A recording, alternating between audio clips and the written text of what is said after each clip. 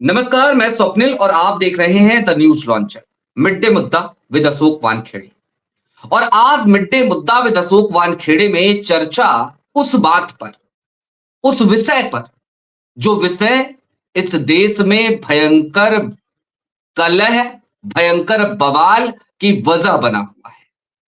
Bharatiya Janata party कह रही है राष्ट्रीय शर्म की बात है, कांग्रेस कह रही है कि करें तो करें क्या, और साथ ही साथ सवाल यह भी उठ रहा है कि जब भारतीय जनता पार्टी विपक्ष में थी, अपोजिशन में थी, तो उस समय पे वो जो कर रही थी वो राष्ट्रीय शर्म था या वो राष्ट्रीय सम्मान बढ़ाती थी। 15 साल पुरानी वीडियो, जी हां 15 साल पुरानी, उससे भारतीय जनता पार्टी घिरती हुई आज नजर आ रही है, मोदी जी घिरते हुए नजर आ रहे हैं। और बात सिर्फ 15 साल पुरानी उस वीडियो की नहीं है। आज की तारीख में आप देख रहे होंगे ना, जगह जगह से तस्वीरें आ रही हैं, कांग्रेस के दफ्तर के बाहर प्रदर्शन, राहुल गांधी गद्दार हैं इस तरीके के नारे, और राहुल जब अपने घर में बैठक कर रहे थे तो वहां पे भारतीय जनता युवा मोर्चा का भोदा प्रदर्शन। और इतने सबसे भी काम नहीं चला तो आज 6 राज्यों में भारतीय जनता पार्टी के, मैं सीधे तौर पे एक शब्द का इस्तेमाल करूंगा, उपद्रवियों ने, उन्होंने बवाल काट दिया 6 राज्यों में आज। और अभी ना जाने कहां कहां और कट रहा होगा जिस समय हम ये वीडियो रिकॉर्ड कर रहे हैं, क्योंकि तस्वीरें लगातार आ रही हैं, अपडेट्स लगातार तेजी से आ रहे हैं। लेकिन इन सब से हासिल क्या हो रहा है भारतीय जनता पार्टी को? सच तो यह है कि भारतीय जनता पार्टी आज की तारीख में, मोदी सरकार आज की तारीख में इन प्रदर्शनों से अपनी पुरानी फाइलें और ज्यादा खुलवा रही है, और नई फाइलें जो खुली हैं उन पे तो और ज्यादा सवाल उठ ही रहे हैं। ले आइए जरा भाव को जोड़ लीजिए, उसके बाद एक एक करके कुछ चीजें दिखाते हैं। बहुत बहुत स्वागत है भाव। दिखाइए जरा एक एक करके, दिखाइए खबरें, दिखाइए पहले। गद्दार है राहुल, एआई समिट में हंगामे के बाद बीजेपी का हल्ला बोल, कांग्रेस दफ्तर पर बोला धावा। जल्दी जल्दी अगली खबर तुरंत लाइए। गद्दार है राहुल, एआई समिट में हंगामे के बाद बीजेपी का हल्ला बोल, कांग्रेस दफ्तर पर बोला धावा। अगली खबर ले आइए। राहुल गांधी माफी मांगे, एआई समिट में शर्टलेस प्रदर्शन के खिलाफ बीजेपी का हल्ला बोल, कांग्रेस मुख्यालय के बाहर जमकर की नारेबाजी। अगली खबर। एआई समिट में हंगामे के बाद बीजेपी का हल्ला बोल, कांग्रेस ऑफिस के सामने प्रदर्शन। हटाइए और कुछ भी है, ले आइए। AI summit, Dainik Bhaskar, AI summit में कांग्रेस का प्रदर्शन, आज बीजेपी सड़कों पर, भिवंडी में राहुल गांधी को काले झंडे दिखाए, दिल्ली में कांग्रेस मुख्यालय के बाहर नारेबाजी।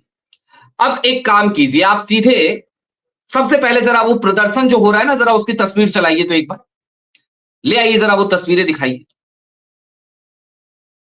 ट्रकों पे बकायदा लाउड स्पीकर लगा के, हाँ ये देश को ऊंचा दिखाने की कोशिश करेंगे तो जिस तरह से हम आपको घर से निकाल कर भी आपके सामने हम लोग खड़े हुए, केंद्र में आपका स्थान कितना जा रहा है, तो आने वाले समय में जनता आपको चुनावों के, चलिए अगले लेके आइए, राहुल के घर के बाहर की तस्वीर ले आइए।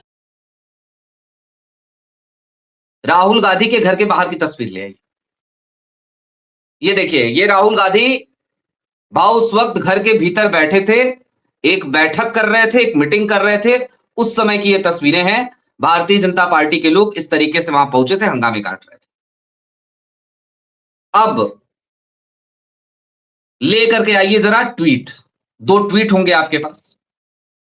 When Gandhi, Nehru and thousands of others were leading India's freedom movement, the compromised ancestors of today's ruling regime were on the payroll of the British, writing mercy petitions, conspiring against India. History is repeating itself. We are simply choosing to stand on the right side of it.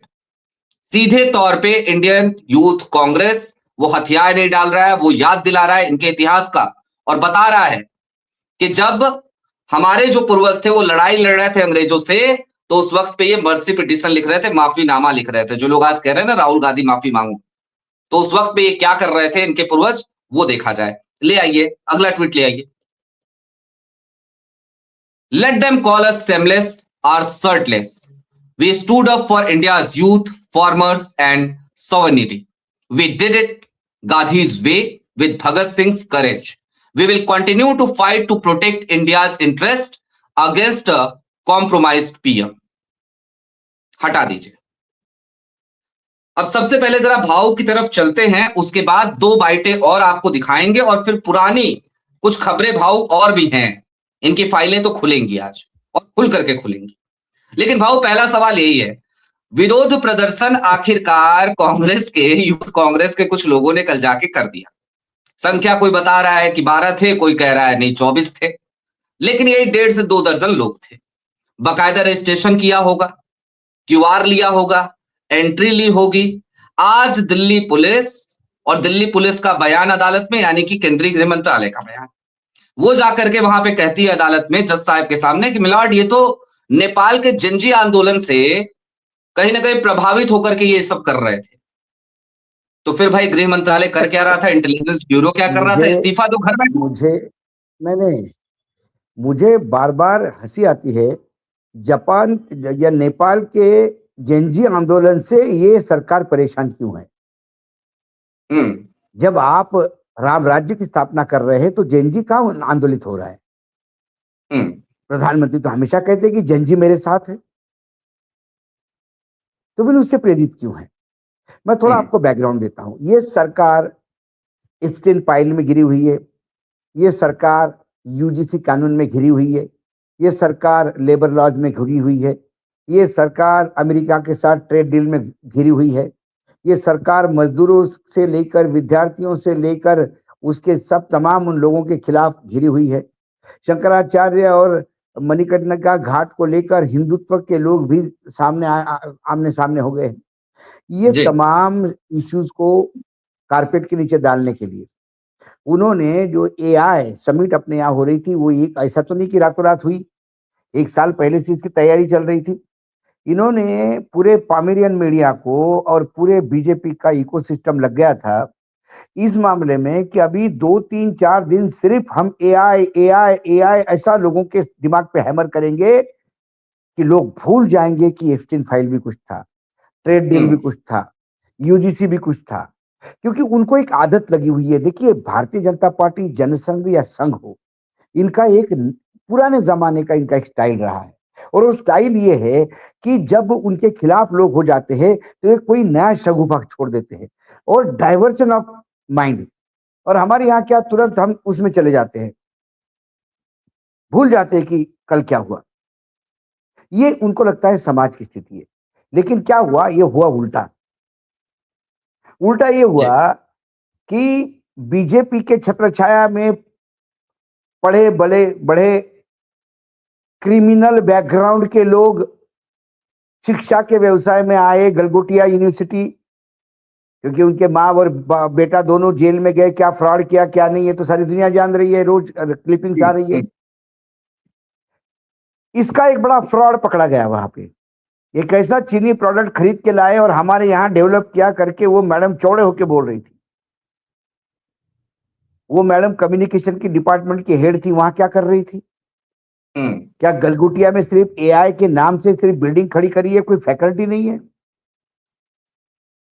क्योंकि AI वाले लोग, मैंने गलगोटिया में भी पूछा, मैंने उसी दिन गलगोटिया का जब शो हुआ उसी दिन हमने माफी भी मांगी, क्योंकि गलगोटिया यूनिवर्सिटी में 1-2 बार मैं भी गया हूं भाषण देने। जब मुझे पता पड़ा कि आदमी फ्रॉड है, ये खुद ही एजुकेटेड नहीं है, तो मैंने बोला अनएजुकेटेड आदमी यूनिवर्सिटी चलाता है, इससे दूरी रहो। तो जब ये सारी बातें सामने आई तो मैंने 1-2 को पूछा, तो उन्होंने कहा कि ऐसा है कि जो एआई पे काम करते हैं वो आदमी कैसा जाके बोलेंगे भाई ये हमने बनाया है। कल मतलब कोई टूरिस्ट अमेरिका से आए अपनी पत्नी को लेके और ताजमहल को देखे बोले कि मैं आर्किटेक्ट था, मेरे पिताजी ने ये बनाया, वो भी आर्किटेक्ट थे, इंडिया में आए थे। किस मुंह से बोलेगा वो? तो उन्होंने उस महिला को बोला। अब वो महिला कम्युनिकेशन पढ़ाती है वहां पे, मतलब वहां से निकलने वाले पत्रकार कितने झूठ बोलेंगे और वो बच्चे कैसे हो गए जर्नलिज्म में, आप समझ सकते हो। डंके की चोट पे वो झूठ बोल रही थी कि हमने तो ऐसा कभी कहा ही नहीं कि हमारा है, जबकि उसका वीडियो घूम रहा है, ऊपर वीडियो चल रहा है, this is developed by our centre, और सरकारी चैनल पे बोलती है यूर 6 विल बी माय 9। वाह, व्हाट अ डायलॉग। यही गलगोटिया कहता है, योर 6 इज माई 9। तुम्हारा पैसा और मेरा फ्रॉड बड़ा। कैट ऑफ 9 टेल्स बोलते ना, वैसी कहानी है उस मैडम की। बाद में सरकार कहती कि हमने इसको पंडित मंडप से निकाल दिया, वो कहती कि हम कहाँ हैं, हम तो यही हैं। उस पूरे ऐतिहासिक स्तर पर, विश्व के स्तर पर बेइज्जती हो गई। तो चलो आप कहते हो कि गलगोटिया ने बेइज्जती की, उसके पहले दिन रजिस्ट्रेशन में लोग अंदर नहीं जा पाए, लोगों ने लाखों रुपए देके अपने स्टॉल लगाए, उनको स्टॉल से भगाया गया, खाने की व्यवस्था नहीं। यहां तक, अरे ये जो यूथ कांग्रेस के लोग गए 10, 12, 15, 16, 20 गए होंगे, और उनने कपड़े उतार के नरेंद्र सरेंडर बोला, तो क्या ही बेइज्जती होगी जो सुंदर पिचाई ने बोला। भाई बेइज्जती किसने की? कल मुझे कोई चलते हुए कहे कि ऐसे, एक पान की दुकान वाला पिक मारते हुए कहे कि तुमको हम नहीं पत्रकार मानते, मतलब हु केयर्स, मत मान। किसने कहा था तुझे मुझे मानने के लिए? लेकिन मुझे अरुण शौरी बुला के कहे कि you are not a journalist, then मैं सीरियसली लूंगा। ठीक बात। तो वो 4 छिछोरे में चलते हुए 20 छिछोरे ने बोल दिया, उससे बेइज्जती हो गई। और सुंदर पिचाई, कौन है सुंदर पिचाई? गूगल का सीईओ। उसने कहा कि एआई इंटेलिजेंस यूज करके भी दिल्ली का ट्रैफिक नहीं सुधारा जा सकता।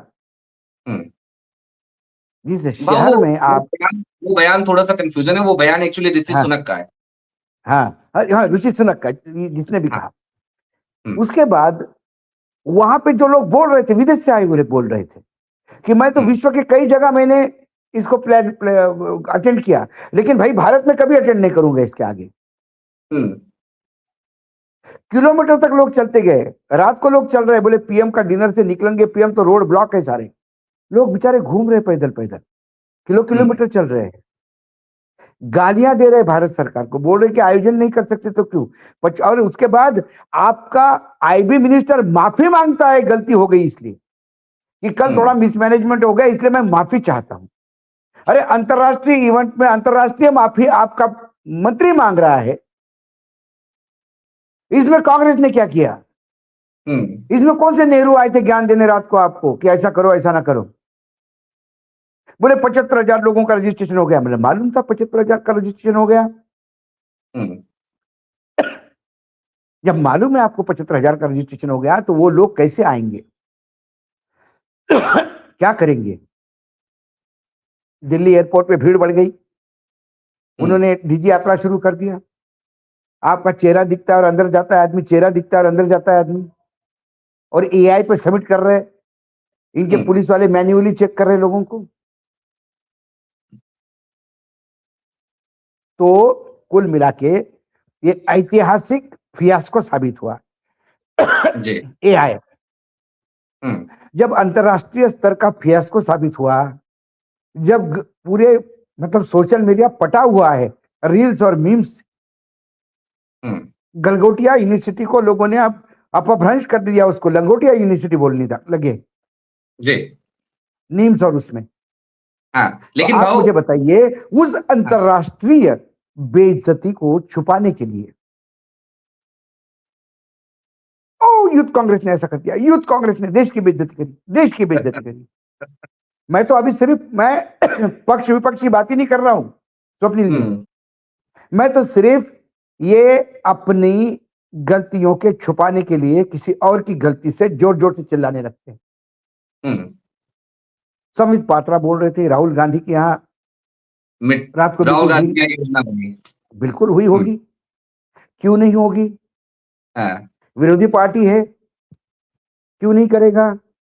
आप विपक्ष में थे तो आप नहीं करते थे क्या?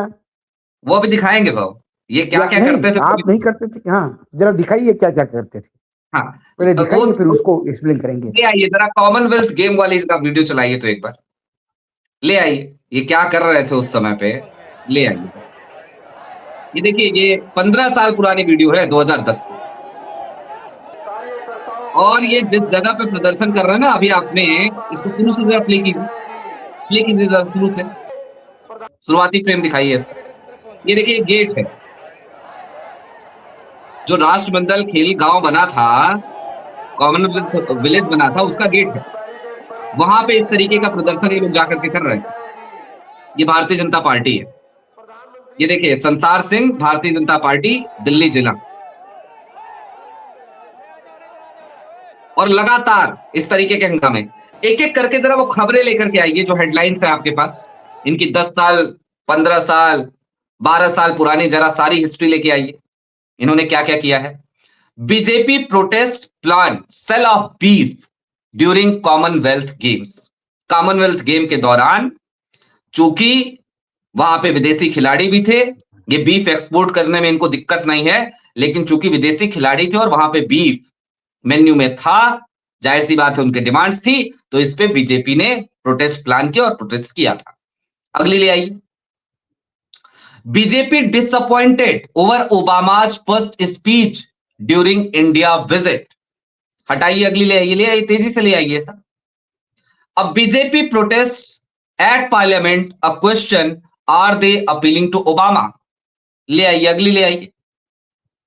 BRICS leaders gather in India amid protest. ये 2012 की खबर है। और कुछ भी है? ये भारतीय जनता पार्टी और न्यूक्लियर डील पे मुंबई के बोरीवली में जुलाई 23 को इन्होंने प्रदर्शन किया था, उसकी प्रेस रिलीज है, और ये press release as it is Times ने छापी है, वहां के आर्काइव से हमने निकाली है। हटा दीजिए भाव, ये इनका किया धरा था इनके समय का। ओबामा भारत में विजिट करें तब इनको हंगामा काटना होता था। ब्रिक्स समिट 2012 इन्होंने हंगामे काटे। इन्होंने बाकायदा हंगामा काटा कॉमनवेल्थ गेम में, तो मतलब सड़कों पे दिल्ली की इस तरीके का उपद्रव किया कि पूछिए मत।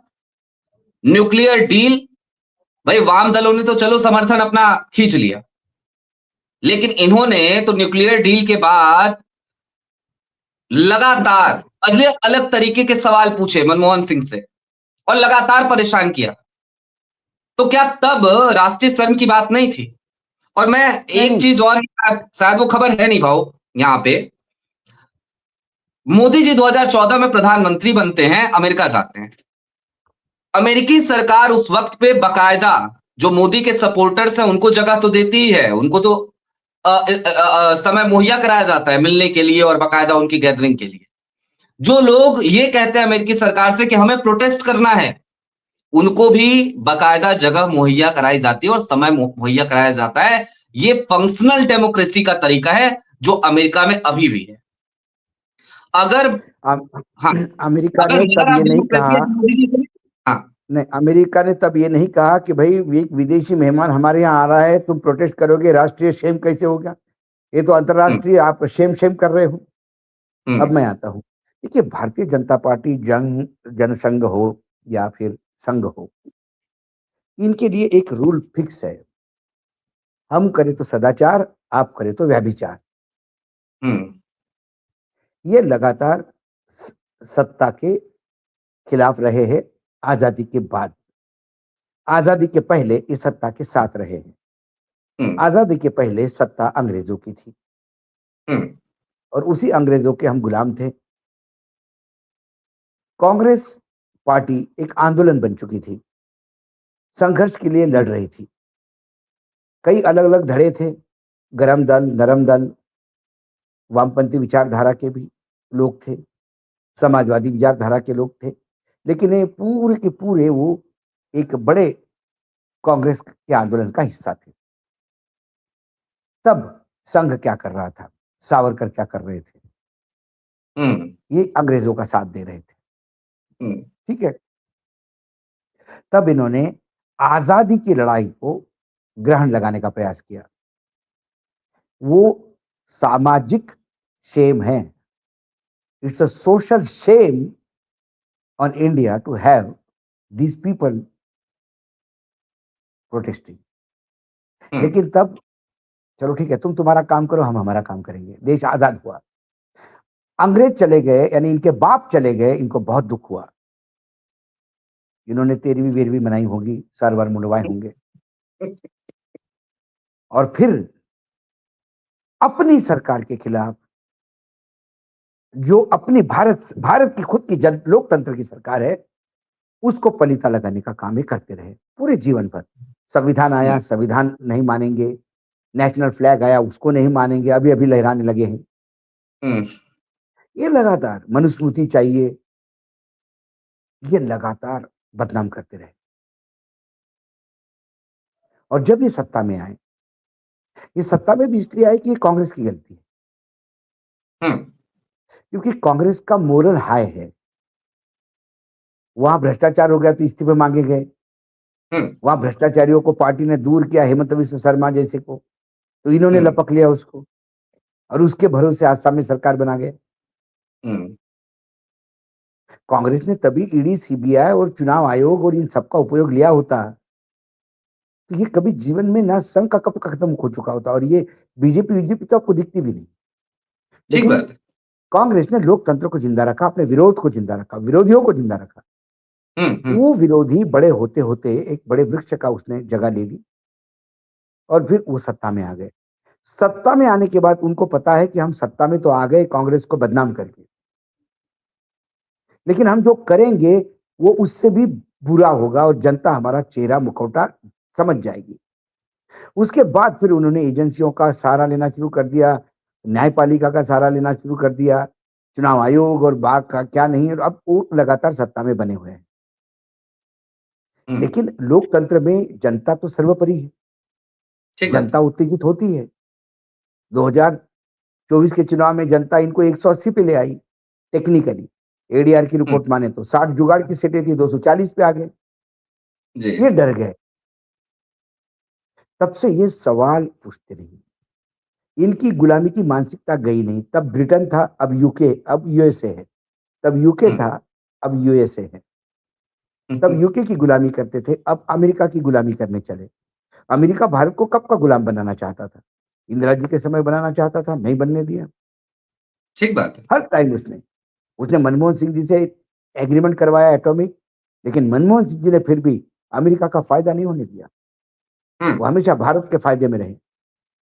उसके बाद डीप स्टेट हुआ, ये सत्ता में आ गए। आज ये आंदोलन से डरते हैं। अन्ना का आंदोलन नहीं हुआ तो कहां से जाती थी यूपी? ठीक बात है। और वो अन्ना का आंदोलन किसने फाइनेंस किया था? कौन था पीछे? हम्म, क्यों अमेरिका नहीं चाहता था कि मनमोहन सिंह की सरकार जाए? हम्म, जब ये सत्ता में आए तो ये डरते हैं आंदोलन से। हम्म, ये अमेरिका के अमेरिकन ट्रेड डील में तो ये पूर्ण रूप से अमेरिका को देश बेच चुके हैं। हम्म, तो इनका काम विरोध करना। जब कॉमनवेल्थ गेम में पूरे विदेशी मेहमान थे, उनके सामने ये जब बात कर रहे थे, तब राष्ट्र की तब राष्ट्र की बेइज्जती नहीं हो रही थी, तब राष्ट्र की बड़ी इज्जत हो रही थी। अमेरिका का प्रेसिडेंट भारत में अतिथि बन के आता और उसके सामने आप पार्लियामेंट में प्रोटेस्ट करते हैं, तो ये अंतर्राष्ट्रीय बेइज्जती नहीं थी, बहुत भारत की इज्जत में चार चांद लगा रहे थे। जब वहां बीफ परोसा गया, अरे भाई विदेशी आएगा, जिसको जो अच्छा लगेगा खाएगा। ठीक बात और है। आप कहते हो, आप उस टाइम पे तो शीला दीक्षित आपके टारगेट पे थी, और शीला दीक्षित हम्म, जी का आज भी नाम दिल्ली वाले लेते। इतने बेहतरीन चीफ मिनिस्टर कभी नहीं हुई दिल्ली की। आज भी लोग शीला जी का नाम लेते और रिग्रेट करते कि शीला जी को सत्ता से जाना पड़ा। इसका रिग्रेट आज भी दिल्ली वालों को है। पूछिए कभी चले। सही बात मैं है। हमेशा कहता हूँ, आपको कभी कभी मेट्रो में घूमना चाहिए, बस स्टेशन पे खड़े होकर पूछना चाहिए आम आदमी को, अरे वो शीला जी जैसी मुख्यमंत्री कोई नहीं बनी। वो आज हमारे मुख्यमंत्री कितनी पढ़ी लिखी है और कितनी जगह क्या क्या किरकिरी करती है, अंतर्राष्ट्रीय शेम करती है, वो नहीं है। प्रधानमंत्री जब बोलते हैं कि रडार बादल के नीचे छुप के जाएंगे तो रडार दिखेगा नहीं, वो अंतर्राष्ट्रीय शेम नहीं है। मेरा प्रधानमंत्री ऐसी कुपड़ जैसी बात करेगा तो बेइज्जती नहीं होती। किसी चीज पे भी ही करते आता है, उसको बेइज्जती नहीं होती। अरे इन्होंने तो कहां कहां अरे जाकर के मुझे बताओ, ये बताया इन्होंने कि उनका 2014 के बाद टाइम देश की हाँ, 2014 के बाद देश की इज्जत कहां बढ़ाई?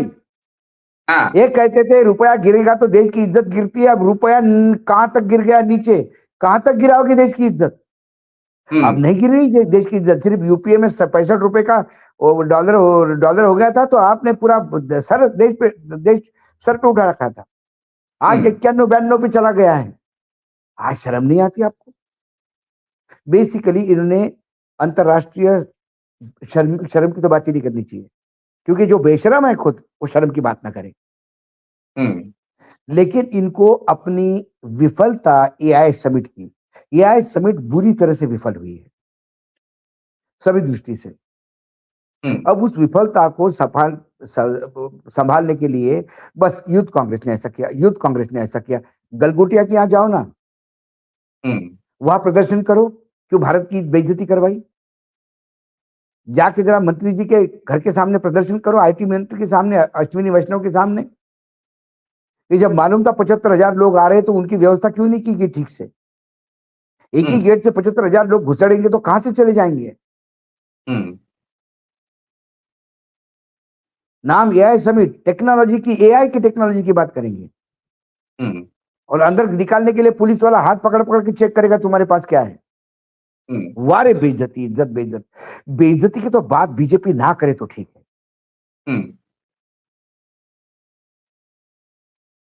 बीजेपी का ब है वही बेइज्जती का प्रतीक है।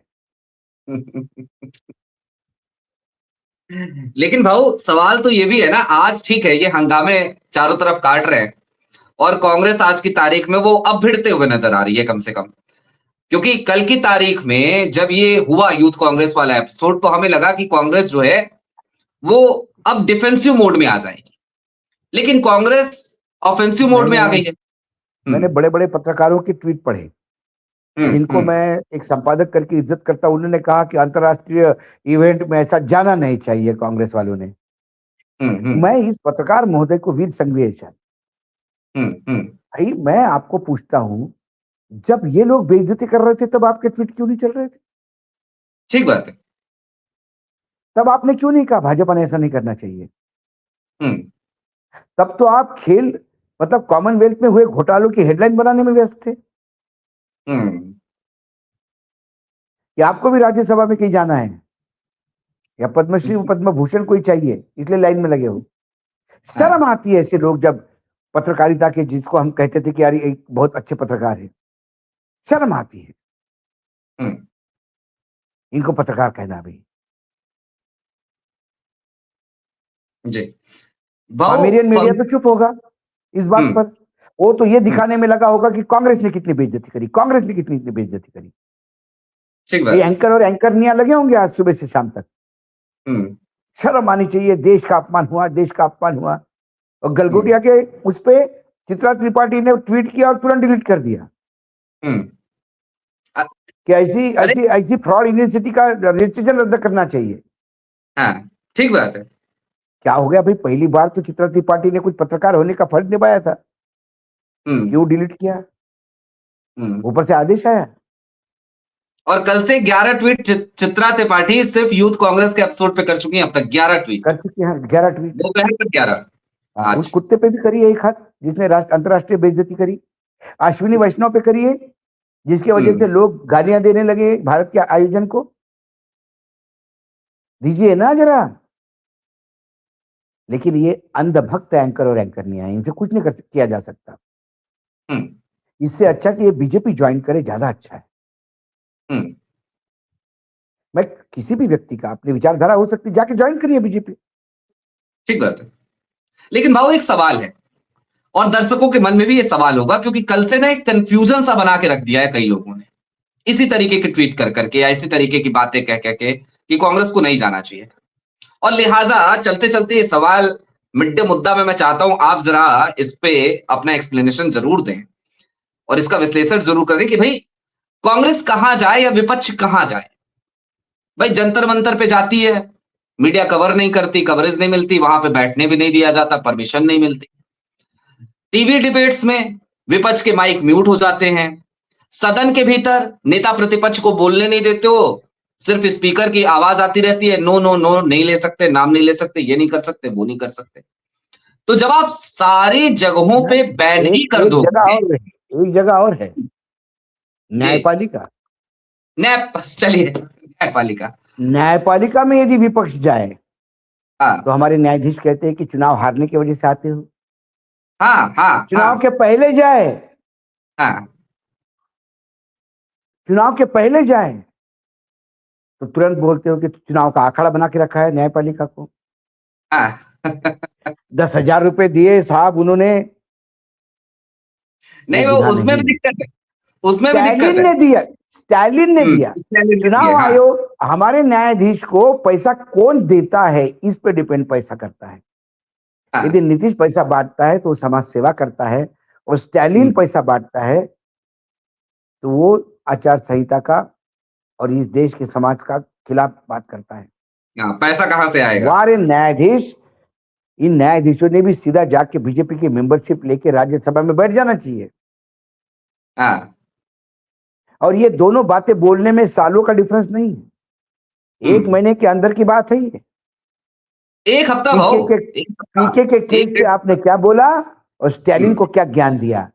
जब स्टैलिन को ज्ञान दे रहे थे तब न्यायपालिका की अकल घास चरने गई थी, जब पीके बोल रहा था तो। और पीके के टाइम पे यदि अकल आपकी काम कर रही थी तो स्टैलिन के समय घास चरने गई थी क्या? सवाल है। आम आदमी पूछता है, स्वप्नील जी, जिस दिन आम आदमी की विश्वास न्यायपालिका से उड़ जाए उस दिन अराजकता होगी। क्योंकि आज भी लोग सोचते हैं कि कुछ भी गलत हो तो न्यायपालिका है, लेकिन न्यायपालिका यदि सत्ता के गोद में बैठ के न्याय करने लगे तो फिर क्या होगा? तो इसके लिए मैं कहता हूं कि जो प्रोटेस्ट कांग्रेस ने किया उसके बीज बीजेपी ने बोए थे। हाँ। बीज जब बोओगे, बबुल का पेड़ लगाओगे, आम कहां से होंगे? जो कांटे आपने चुभाए थे सत्ता पक्ष को, थोड़ी बहुत चुभन आप भी झेल लेना। और रही राष्ट्रभक्तों की बात, तो ये तमाम राष्ट्रभक्त जितने भी है ये डिसोन करे, ये माफी मांगे पुराने किए हुए कुकर्मों की। राहुल गांधी भी माफी मांग लेगा। भाऊ भाऊ अभी भी ये कौन सा सुधर रहे हैं? आज सत्ता पक्ष में है ना, सरकार है ना, इनकी हालत वही है। अभी भी ये विपक्ष वाला ही हाल कर रहे हैं, ऐसा लग रहा है जैसे विपक्ष में ही बैठे हैं, जाकर के अभी कांग्रेस भी का दफ्तर घेर रहे हैं, इनका, पत्थर चला रहे हैं। देखिए, कार्यकर्ताओं को परेशानी है आशिफ जी। आप भाजपा के ऑर्डिनरी कार्यकर्ता, क्या सांसद को भी पूछो तो आपको यही मिलेगा कि यूपीए की सरकार में वो ज्यादा सुखी थे। सत्ता में थोड़ी है बीजेपी, सत्ता में तो 2 गुजराती है और अडानी अंबानी है। बाकी कौन सत्ता में है? संघ जितना कंफर्टेबल यूपीए में था उससे ज्यादा अनकंफर्टेबल आज है।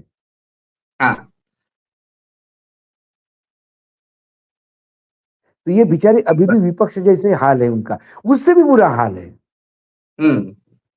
विपक्ष में रहते हुए जो हाल था उससे भी बुरा हाल सत्ता पक्ष में रहते हुए है, इसीलिए पत्थर फेंकते और कुछ नहीं। हाँ, सिक्योरिटी मिली हुई है, पता नहीं सिक्योरिटी इसलिए मिली है कि सुरक्षा करे या निगरानी रखे। नहीं, हाँ बस एग्जैक्टली, शुरू जो भी सुरक्षा मिली हुई है वो सिर्फ निगरानी के लिए है। निगरानी के लिए है, ठीक बात है। तो कुल मिलाकर ये समझने की जरूरत है कि यूथ कांग्रेस ने जो प्रोटेस्ट किया वो प्रोटेस्ट उसकी मजबूरी थी, और मजबूरी इसलिए भी कि वो करे तो करे क्या, और ये तरीका और तरीकेकार फंक्शनल डेमोक्रेसी में हर जगह दिखता भी है। दुनिया के अलग अलग देश जहां पे डेमोक्रेसी जिंदा है वहां पर बकायदा प्रोटेस्ट करने के लिए अलग से इस तरीके के समिट में भी अलग से जगह मुहैया कराई जाती है। कल की तारीख में मैं यही शोध कर रहा था और उसके बाद मैं ये राय आपके सामने आज रख पा रहा। लेकिन चलते चलते ये समझिए, अभी भी भारतीय जनता पार्टी ऐसा लगता है, मोदी सरकार ऐसा लगता है जैसे प्रोवोक ही कर रही है कांग्रेस को, इन स्थितियों को और ज्यादा वो बिगाड़ने के लिए ही प्रोवोक कर रही है। मसलन भरी अदालत में ये कह देना कि ये तो नेपाल के जनजी आंदोलन से प्रभावित होकर के किया गया था। आपकी क्या राय है वो हमें कमेंट बॉक्स में जरूर बताइएगा। अभी के लिए हमें और भाव को दीजिए इजाजत। बहुत शुक्रिया भाव। नमस्कार।